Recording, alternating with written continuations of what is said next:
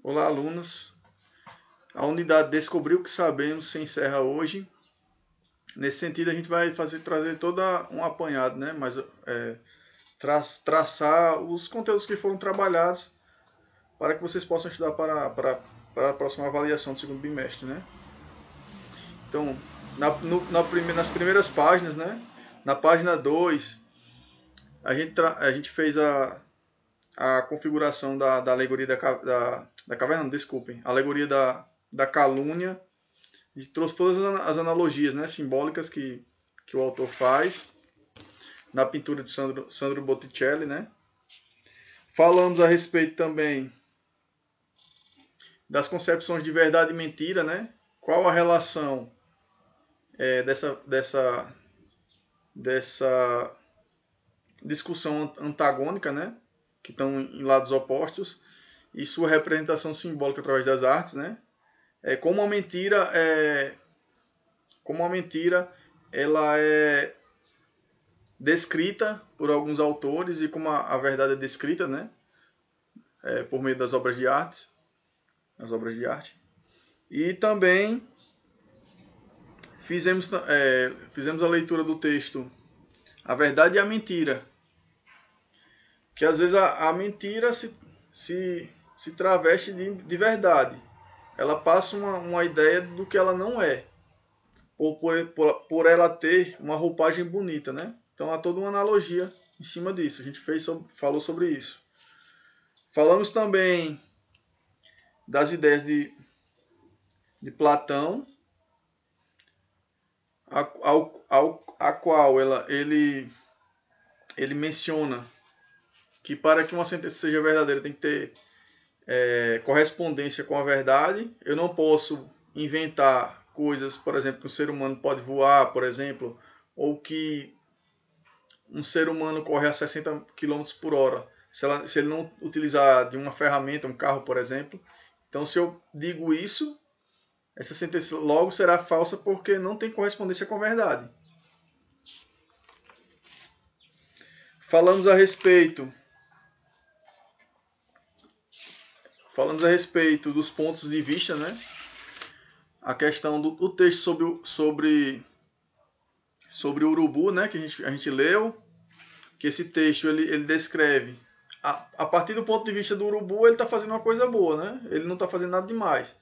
E só que as pessoas tendem a associar essa espécie a algo maléfico, algo que come carniça, apenas um rótulo que é atribuído a esse animal com base no seu aspecto, mas não vê a funcionalidade e a importância desse ser para a natureza. Então esse texto ele fala sobre isso, que está na página 8. É o texto ponto de vista, né, que fala sobre o urubu. Que é baseado no ponto de vista que você olha, que você percebe aquele objeto ou aquela pessoa, então o ponto de vista pode ser diferente. Cada pessoa tem um ponto de vista, tem um argumento para ser debatido. A gente tem que respeitar os argumentos. O diálogo é feito em cima disso.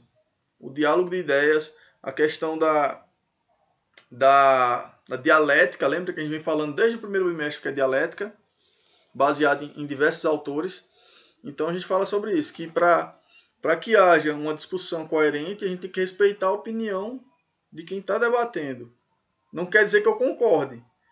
Eu vou escutar a pessoa, então o diálogo começa a partir de você escutar os argumentos. Para depois eu traçar um novo argumento, para contradizer essa pessoa, para entrar em confronto. Não confronto físico, mas o confronto de argumentos, de ideias, né? Então a dialética é muito importante para isso, no caso. O diálogo é muito importante para isso. Falamos a respeito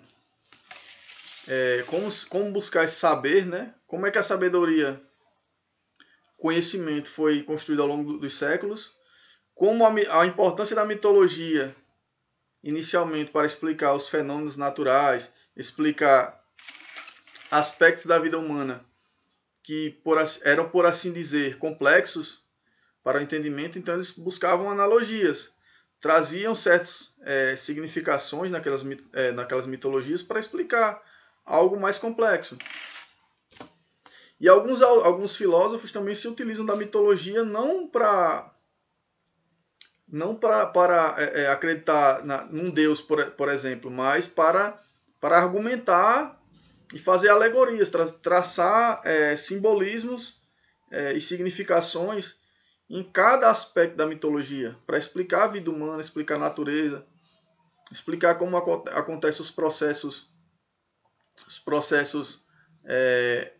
da vida natural, da vida humana. Então, há toda essa significação. As formas do saber, a gente falou sobre isso, né? Na página 13. As formas do saber. Quais foram as primeiras formas do saber? Que a gente falou que uma das primeiras formas do saber foi a mitologia, depois as religiões, a filosofia, como o primeiro pensamento sistemático. E a filosofia é a base das ciências, de todas as ciências. Muitos dos filósofos eram matemáticos. Então a filosofia e a ciência meio que já estavam interligadas. Só que a filosofia não é a ciência de fato, como eu já disse a vocês. Só que ela faz com que você passe a se perguntar como tal coisa funciona, como acontecem os processos no mundo. Então a filosofia faz você pensar logicamente. Através do raciocínio você percebe quais são os pontos importantes daquela teoria, por exemplo, quais os pontos negativos. E para que haja esse pensamento filosófico, tem que haver o diálogo. Se eu não sou uma pessoa que escuta, logo esse processo de formação do conhecimento não vai acontecer. Então a ciência, ela bebeu dessa fonte, ela utiliza elementos da filosofia para construir conhecimento. Então, para eu construir, por exemplo, um trabalho de pesquisa, eu vou enumerar minhas hipóteses.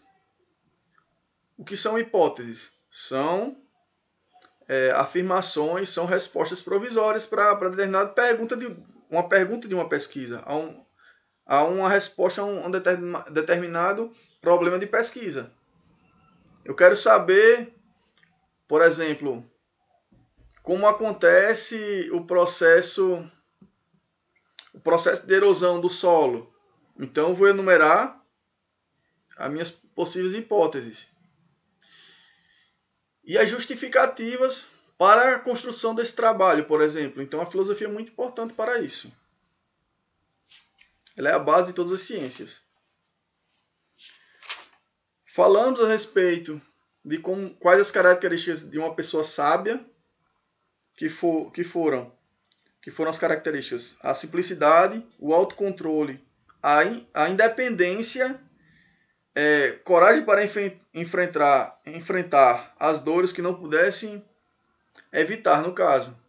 Quando você não consegue evitar uma dor, você tem que ter coragem para suportar aquilo e não se deixar abalar com o que está acontecendo.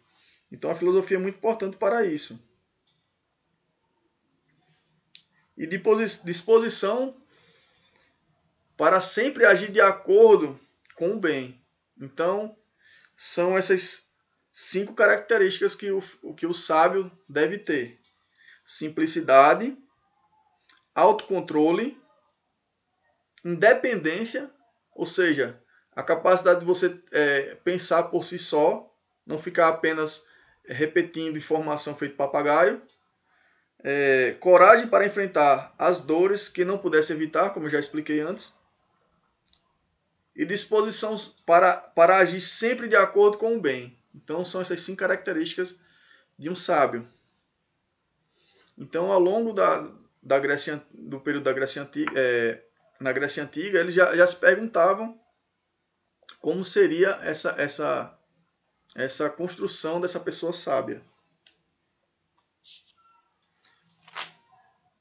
Falamos a respeito também das formas, as metodologias de construção do conhecimento, como eu faço uma pesquisa, por exemplo. Falamos sobre o racionalismo de Descartes e falamos sobre o empirismo de John Locke. O empirismo está ligado aos sentidos. Como eu busco esse conhecimento através como consigo aferir esse mundo, perceber esse mundo através dos órgãos dos sentidos, então o empirismo ele busca a experiência.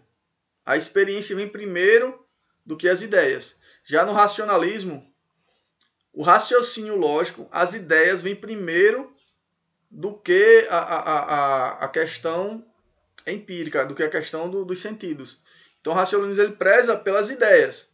O conhecimento de fato vem das ideias, não dos sentidos. E são ideias contrárias, né? São ideias que entram em confronto. Então olha a filosofia aí para você perceber o que é importante e o que é desnecessário. Mas será que ambas estão corretas? Então o pensamento ele se complementa. Para você construir uma pesquisa, não basta se basear só apenas nas ideias. Senão você vai ter apenas um ensaio de pesquisa. Você está só conjecturando, está apenas formulando hipóteses sem atestar. Então o racionalismo é a base para a criação de um conhecimento, mas porém você precisa atestar esse conhecimento. Então o empirismo vem aí para complementar essa ideia. Então tem que haver esse diálogo filosófico. Tem que haver essa dialética filosófica, que é o que a gente vem debatendo ao longo do primeiro e segundo bimestre. Então a gente falou sobre isso na aula passada. E na página 20, na reflexão divertida, fala que a filosofia é muito importante porque ela faz com que as pessoas partam para o pensar cooperativo e autocorretivo. O que é o pensar cooperativo? Quando a gente pensa numa cooperativa, a cooperativa ela se utiliza dos membros para formar o seu todo, da ajuda, da cooperação entre as pessoas. Então eu não consigo fazer tudo só. E o meu conhecimento não vem só de mim. Eu preciso de outros autores, eu preciso de outras informações para construir conhecimento. Ninguém é dono da verdade, ninguém sabe de tudo. Todo mundo precisa de uma base de estudo, por exemplo. O conhecimento não é inato. A gente já aprende esse conhecimento ao longo do que vem sendo acumulando ao longo da história, né? Eu vou lá pesquisar em bibliografia e vou construir esse conhecimento. Então, esse pensar cooperativo é a questão de você precisar de outra pessoa ou de outros conhecimentos para formar um estudo, por exemplo. Então, tem que haver o diálogo cooperativo e autocorretivo. Quando eu estou dialogando com alguém, eu vou, através desse pensar cooperativo e autocorretivo, eu vou perceber, por exemplo, quais os pontos que eu estou correto. Eu vou estar aberto à argumentação de outras pessoas. Por exemplo, vou dar um exemplo bem mais prático. Você está discutindo com um colega, com um amigo, a respeito de uma determinada coisa. Cada um tem uma opinião, são opiniões contrárias. Por exemplo, política, né? Então, uma pessoa vai dizer determinada coisa sobre o que está acontecendo no Brasil atualmente, na política. E o outro vai dizer o contrário. Mas será que ambos estão corretos? Ou ambos estão errados? Então, através do diálogo, eu vou estar... como é que eu posso dizer? Eu vou estar suscetível a escutar aquela pessoa. Quando eu paro para escutar, vou perceber os argumentos dela. Eu vou selecionar os argumentos, vou contestar os argumentos que para mim não são coerentes. E o que for de bom daquela conversa, eu vou pegar para mim. E vou utilizar, eu vou corrigir meu pensamento. Ou seja, o pensamento autocorretivo. Ninguém está certo, ninguém é dono da verdade, como eu disse a vocês. Então eu posso, através de uma boa argumentação de outra pessoa, mudar de opinião. Não é feio mudar de opinião. As pessoas podem mudar de opinião de acordo com a percepção da verdade, da realidade. Então, o diálogo é muito importante para isso. Lembra da dialética de Hegel, que tem a tese, que é uma ideia, a antítese, que é uma ideia oposta, e a síntese, que é o apanhado do confronto entre a tese e a antítese, que forma a síntese. E essa síntese se torna uma nova ideia. Então, através de uma conversa, eu posso mudar de opinião, posso acrescentar argumentos de outras pessoas, ideias de outras pessoas ao meu pensamento e formar uma nova ideia, uma nova tese. Então Hegel fala sobre isso. Então, pessoal, o conteúdo do segundo bimestre está encerrado e eu quero que vocês comecem a estudar, fazer uma revisão dos conteúdos que foram trabalhados. Revisem tudo. Todo o conteúdo que eu expliquei está aqui. Então não me perguntem, não fiquem perguntando, professor, qual o conteúdo? Eu acabei de listar o que eu acabei de explicar todo o conteúdo que vai cair na avaliação. Fiz uma síntese, um apanhado do que vem a ser a avaliação da gente. Então é baseado no que eu disse hoje. Revisem os vídeos. Vocês têm a opção na plataforma de selecionar o dia, por exemplo, porque não aparece todas as aulas, aparece só as últimas aulas, né, no chat, os últimos chats. Mas você pode voltar lá e botar a data lá no busca no lado esquerdo, tem a opção por data ou quais as aulas do último mês, por exemplo. Aí você seleciona lá, vai aparecer todas as aulas, vai aparecer todas as aulas, ou seja, não está fechado, está tudo aberto lá. Tem o canal no YouTube também, que vocês podem acessar além da plataforma, que estão todas as aulas também. Vocês podem revisar todos os conteúdos e fazer anotações, que isso servirá de base para avaliação. Outra coisa que eu fiquei preocupado, que eu já disse no último vídeo, na aula de Sociologia, segunda-feira. Tem pessoas que não estão participando. E eu pensei até que algumas pessoas tinham saído do GEL, né, do integral. Então participem mais, pelo menos dê um oi, professor, estou aqui assistindo sua aula. Eu peço para fazer o comentário, eu acho que tem gente que não assiste nenhum vídeo, porque eu estou dando orientação e vai lá embaixo, lá no chat, e vai perguntar, professor, hoje tem atividade? No vídeo está explicando. Ou seja, estão procurando primeiro a atividade antes de ver o vídeo. Tem que assistir os vídeos que eu postar, os áudios, o que eu deixar lá de orientação, antes de perguntar. Porque às vezes a orientação já está na videoaula. E tem gente que ainda vai perguntar. Então, prestem atenção nisso, viu? Então é isso, pessoal. Fiquem com Deus. Até a próxima.